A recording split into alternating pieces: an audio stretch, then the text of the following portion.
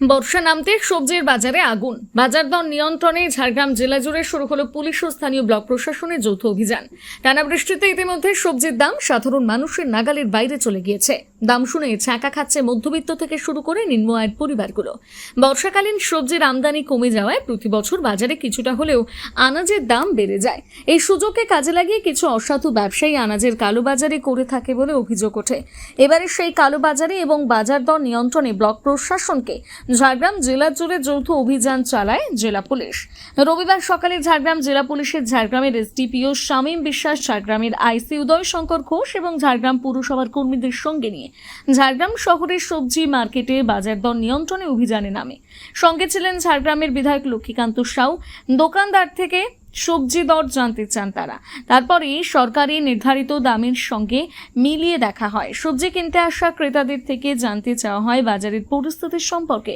অন্যদিকে গোপীবল্লভপুরের সবজি বাজারে গোপীবল্লভপুর থানার আইসি অজয় কুমার সিং, গোপীবল্লভপুর 1 নম্বর ব্লকের জয়েন্ট বিডিও সুশান্ত কুণ্ডুর নেতৃত্বে অভিযান চালানো হয়। পাইকারি এবং খুচরো দোকানদার থেকে জানতে চাওয়া হয় সবজির দরদাম সম্পর্কে। গোপীবল্লভপুর 1 নম্বর ব্লকের জয়েন্ট বিডিও সুশান্ত কুণ্ডু জানান, বেশিরভাগ সবজি রাজ্যের কিছু জেলা এবং কিছু বাইরের রাজ্য থেকে আসছে। বর্তমানে দাম মোটামুটি নাগালের মধ্যে রয়েছে। তবে জয়েন্ট বিডিও জানান, বাজার দর নিয়ন্ত্রণে আগামী দিনে নিয়মিত তদারকি হবে। আমাদের অ্যাকচুয়ালি দেখা হচ্ছে যে যেগুলো পাইকারি যারা বিক্রেতা আছে তাদের কাছে কিছু রেট নেওয়া হলো, যে কী কী রেটে আপনারা বিকছেন। তো তার সাথে সাথে আমাদের যে খুচরো বিক্রেতা তাদের সাথে কথা বলা হলো, ওই রেটটা যে ডিফারটা সেটা একটু দেখা হলো। আর জেনারেলি মালটা ধরতে আসছে, লোকের কতটা কী আসছে না আসছে বা বাড়িতে কতটা কী আসছে, সেখানে দেখা যাচ্ছে যে ম্যাক্সিমাম বাইরে থেকে আসছে বলতে বাইরে থেকে আসছে সবজি, কাঁচা সবজি, যেমন আমাদের লোকালের মধ্যে আমাদের স্টেটের মধ্যে যেমন নদিয়া বা উত্তর চব্বিশ পরগনা এদিক থেকে বেশি আসছে।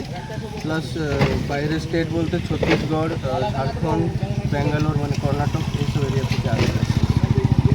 মূলত এখনও কি সেরকম কোনো দাম বৃদ্ধি বা ব্ল্যাক রেটে বিক্রি হচ্ছে সেরকম কিছু পেলে না, সেরকম কিছু পাওয়া যায়নি, মোটামুটি ঠিকই আছে। কাদের উদ্যোগে মূলত হচ্ছে এটা? এটা গভর্নমেন্ট থেকে দিচ্ছে আমাদের, এটা রেগুলার মোটামুটি মনিটরিং হবে আর কি। সেভাবে একটি ইনস্ট্রাকশন আছে যাতে একটু বাইরে থাকে, আমাদের ঠিক আছেও। এটা কি শুধুমাত্র বাজারের ক্ষেত্রে না যে সমস্ত ভুসামাল দোকান আছে সেই সব জায়গায় হচ্ছে? সেটাও আছে, ভুসিমাল দোকানটাও আছে, প্লাস বাইরেটাও আছে।